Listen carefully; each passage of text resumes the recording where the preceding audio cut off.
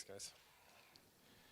You know, what I love about church is that it doesn't have to be this well-oiled machine every Sunday. And I think there's something really, really beautiful about that. And when we look at church, when we look at, our lives in general, well-oiled machine isn't something I would use to describe my life. But it's an opportunity for us to come together in the messiness of the week and partake in a service before the Lord. And that also can be not as clear-cut and straightforward. So I think there's a real joy to it. And on a similar line, the story that we're going to look at today is also filled with messiness. Like it's a very messy story, and kind of what Darnell was talking about. It's the pinnacle of our time in John, and it's not this well-oiled machine. It's not a well put together scene. It's messy. It's uncomfortable. The end of this chapter doesn't leave us feeling great. It leaves us feeling quite kind of like angry and just annoyed, and there's just a deep sense of wrong that's happening in our hearts. And I think the biblical authors are trying to do that very intentionally, and so we want to explore that a little bit this morning. Because in the midst of all that's kind of going on, all this chaos and disaster that's going on, we're we're given the character of Jesus. And how is he responding? Well, frankly, he's not really responding the same way I would be responding. In verse 4, it says, I don't have it there, I'm sorry. In verse 4 it says, Jesus, knowing all that was going to happen. So there's this idea that Jesus was not fazed by the uncertainties and the chaos that was going around and the things that were going to happen to him. He wasn't unfazed by that. And repeatedly in this chapter, and in the next chapter, and in the chapter after that, in fact, repeatedly in John, Jesus is quite aware of what's going to happen. And he's not fazed by it.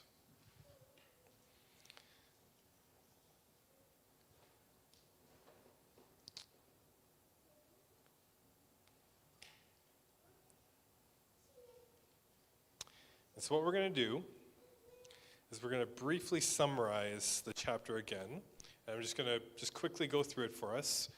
And while we're doing that, I want us to have two questions in our minds. What are some of the emotions that you are experiencing when hearing this? What's this story doing to you?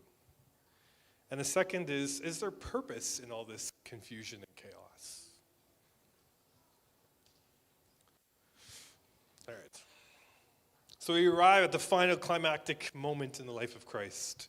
It starts with Jesus and his disciples arriving in the garden, where afterwards Judas shows up with the Pharisees and a band of soldiers to come and arrest Jesus. After Jesus tells him who he is, the collection of the people respond by falling to the ground. When telling them who he is again, Jesus instructs the people to arrest him and leave the rest alone, to which Peter responds by lunging at the servant and cutting off his ear. And Jesus scolds him for this. Jesus is then led away to a man by the name of Annas, who is the father-in-law of Caiaphas the high priest, where he is questioned. After Jesus responds, he's struck in the face and then sent away to Caiaphas. Interestingly, in that specific part of the story, one of the officials refers to Annas as the high priest. But then it says they sent him off to Caiaphas, who was the high priest. And so you're like, well, which one is it? We're going to get to that. While this is going on, John records the interactions that Peter has with 3 different people where he denies knowing Jesus each time. Meanwhile, back at the home of Caiaphas, Jesus is handed off to the Roman governor Pilate. John then records a conversation that Jesus has with Pilate, where he seems to be genuinely wanting to save the life of Christ, and is questioning, why is this all happening? Jesus does actually very little to respond to the accusations before him, but proceeds to speak of himself as a king. The chapter ends with Pilate giving the option to the people to choose either Jesus or the rebel and the insurrectionist known as Barabbas to sacrifice, to which the people choose Barabbas. And so in this chapter, and also in part of chapter 19, we're given this wild story of people who really just don't know what to do with Jesus. They keep handing him off to one another, hoping that the other person is going to take care of it. But what about Jesus? What does he do in response? Well, like I was saying before, in verse 4 it says, Jesus knowing all things that was going to happen to him. There was a sense that Jesus walked into this situation fully aware of the conclusion of what was going to happen. And so I want to do 2 things this morning. I think in our time, and the opportunities that I get to preach to you guys, there will be passages that we go through, and the reality is we won't be able to go through all of what the passage is saying. And in this chapter, it is just packed with some pretty amazing things that the author is trying to do. And we just don't have time to go through it all. So what I want to do is I want to just put a little curious thing in your ear to get you wondering, and let you know that we're only actually going to cover 2 things this morning. And if you are interested at all in exploring some of these other things, you can come talk to me. We can go for coffee. If you want to go for coffee and talk about this stuff, boy, you would be making my day. I'll tell you that much. But we're going to just talk about, I'm just going to read these off, and then, we'll talk about 2 of them. So the first one is the role of the high priest. So and that's one we're going to be talking about this morning. The second one is the king-like language that gets used in this chapter. The third one is Revelation 5 and the image of the Lamb. The fourth is the Day of Atonement. So we'll talk about that one as well. And then there's garden imagery and how it relates to the Garden of Eden, which is so cool. And I know you guys are really wanting me to do that one, but I'm going to hold off. And then the last one is the word cup from verse 11 and how it relates to the Old Testament. So those are 6 things, very interesting. We don't have time to go through them all. We're going to go through the high priest and the Day of Atonement, because I think that what John is doing here is so significant, and it's so interesting, and I want to go through this with you guys. So first one, the high priest. Basically what we need to know about the high priest is that in the Old Testament, priests, they had different roles, okay? And specifically, they had different roles within the temple. For the high priest, they were considered the most prestigious of the priests. And their role allowed them to enter into what was called the Holy of Holies within the temple. It was the most holy, most significant part of the temple. And they would go in there once a year and atone for the sins of Israel. And that day was called the Day of Atonement, which we're going to talk about in a couple minutes. So the high priests would also come from the line of Aaron, and it would be a lifelong role. So Exodus 28:43, it says, This shall be for Aaron and his sons, that they will go into the tent of meeting, or when that they come near the altar to minister in the holy place, lest they bear guilt and die. This shall be a statute forever for him and for his offspring. So I know that some of this stuff is kind of like technical, and I know, just bear with me, and it's going to make sense, and it's going to be really cool. All right, okay. When we look at John's gospel, okay, we learn that Caiaphas is the high priest. But then John uses some intriguing language to suggest that there's more than meets the eye here. And so in chapter 18, verse 22 and 24, it says, one of the officials nearby slapped Jesus in the face. And he says, is this any way to answer the high priest? And he was speaking of Annas. And then in verse 24 it says, then Annas sent him bound to Caiaphas the high priest. And so what we were talking about before is like, well, which one is it? So commentators have made the suggestion that since Israel was being occupied by Rome, they were forced to change their leadership structure. And more people were given the title of high priest because of this. Really, when it comes down to it, it doesn't really matter too much, the logistics of it all. But what is important is for us to notice that whatever is going on here, there seems to be more than one person who is calling themselves a high priest, which, regardless of how this is happening, is not good.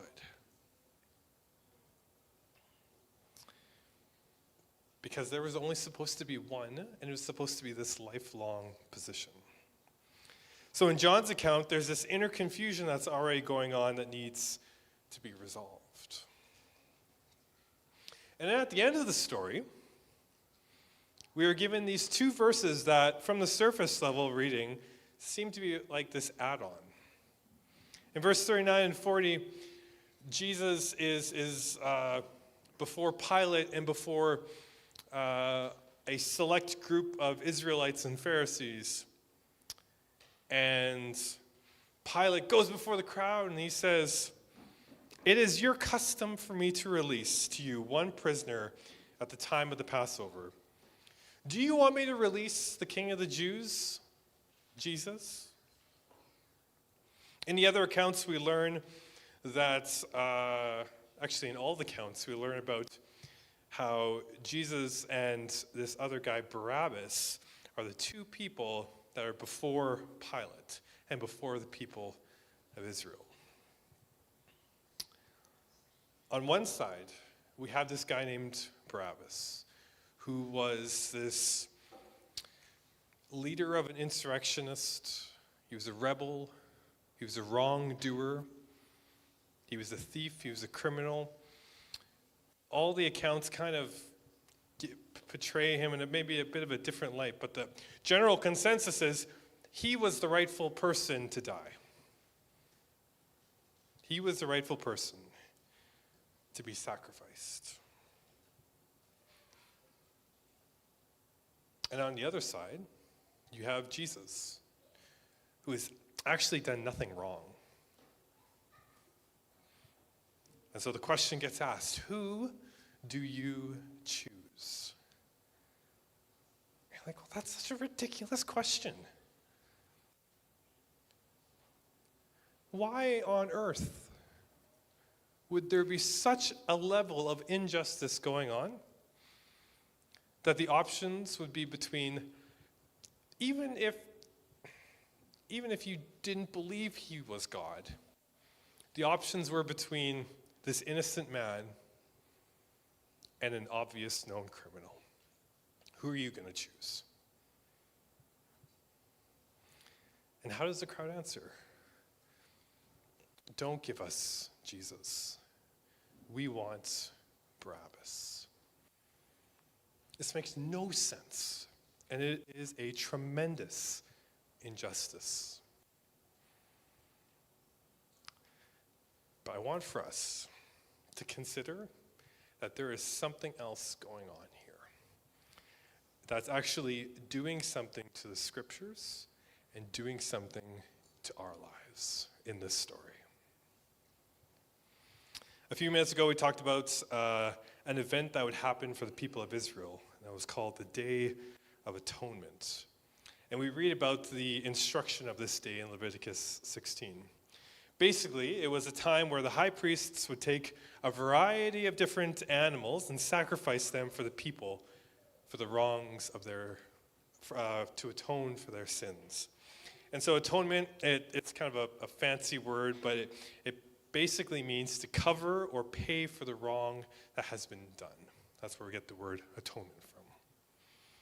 So it's interesting that in this Day of Atonement, one of the practices was to take 2 goats and cast lots to determine which one would die and which one would live.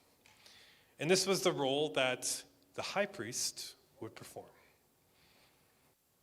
So for the goat that died, the priest would take the blood and sprinkle it on the temple, which was a common practice to symbolize cleansing the temple and covering over the sins of the people. The blood of the sacrificed animal would atone or cover over the sins of Israel. Oh, sorry. I had a black thing behind that, so that's okay. Sorry if you can't read that. So that was the goat that died. But for the goat that lived, the priest would put his hands on the goat as a way of symbolically transferring all of Israel's sin on the goat. And the goat would walk off with the sin of the people into the wilderness. So verse 22 in Leviticus, it says, "The goat shall bear all their iniquities on itself and remove into a remote area." And so that's where we get the term scapegoat from. So in John's gospel, the author is wanting to consider something very important in this image. That in this completely messy story, full of injustice, where we have an innocent man and a man who's rightfully deserving death, this is actually a fulfillment, unbeknownst to them, of an ancient practice called the Day of Atonement, where they would take one goat on one side, and they would slaughter it, and they would take one goat on the other side, and they would transfer the sins of the people onto the goat, and it would go off.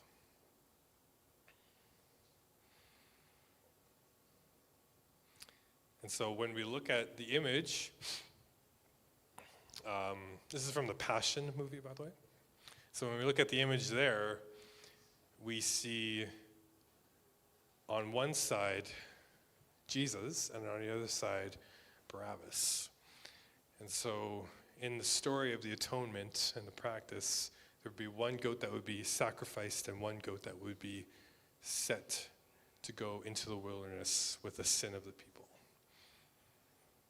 So you look at that right away and you think, okay, wow, like Jesus is the sacrificial goat who atones for our sins. So does that mean that Barabbas is the scapegoat? No. Because no sin was placed on his shoulders as he walked away into the wilderness.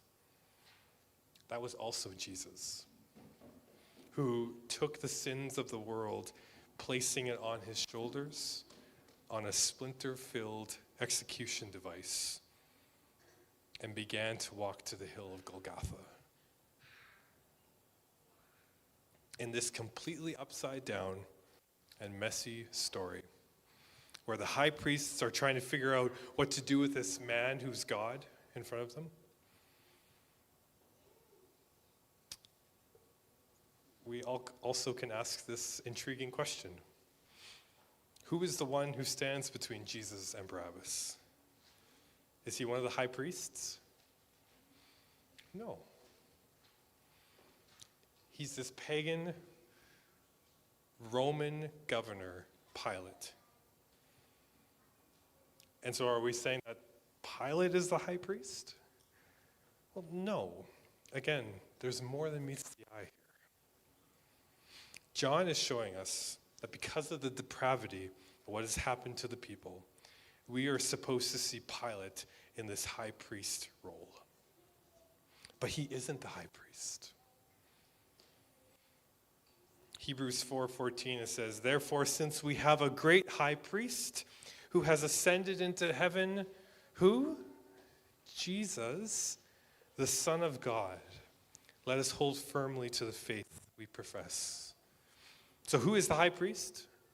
Well, it's Jesus. Who is the sacrificial goat? Who is the scapegoat? Well, they're both Jesus. But who's Barabbas? If he isn't any of these goats, who is he supposed to be? When we look at the name Barabbas, we see something really interesting. So Barabbas, it literally means son of the Father. And in some of the earlier manuscripts that we have, Barabbas is also named Jesus Bar Abbas, or Jesus, the Son of the Father. So in this story, Barabbas is not supposed to be one of the goats who symbolize forgiveness for the chosen people of God. No, Barabbas is supposed to symbolize the chosen people of God.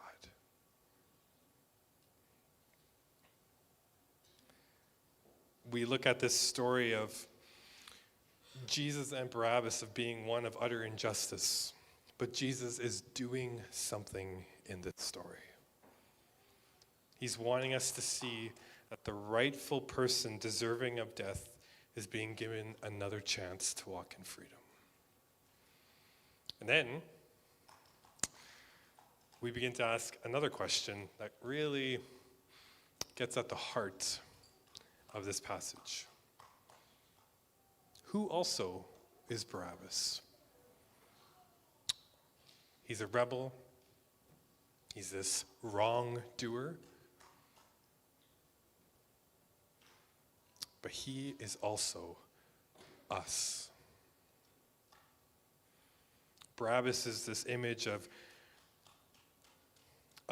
the obvious one, the fly-in-your-face obvious one who is deserving of death. And the biblical authors are saying, exactly, that is who we are. We are the ones who are deserving death, but Jesus is taking our punishment and he's bringing it to the cross. And in this empty space of forgiveness that now we get to stand in, watching our Savior walk off to Golgotha with a sin that we deserved to carry, we get this another still small voice of an invitation where Jesus quietly and intimately says to us, "Come and follow me, because I've gone before you and I've taken your sin to the cross. Now, will you follow me?" Because the end is not the end. It is only the beginning for us. We were talking about this morning in our prayer time, somebody brought up the verse, "For the joy set before him, he endured the cross." For Christ,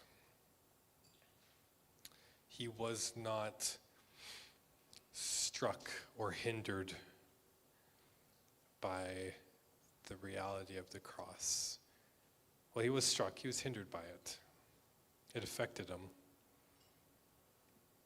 But it did not stop him.